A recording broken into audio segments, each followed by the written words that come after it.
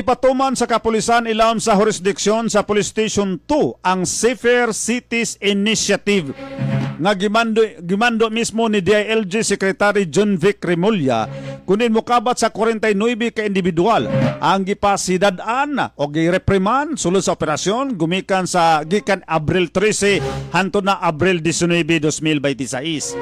20 ka individual ang gipasidad-an o na repriman nga naabtan sa kapulisan nga nag-inom gawa sa publikong lugar. 23 ka individual ang nakalapas sa curfew on minors.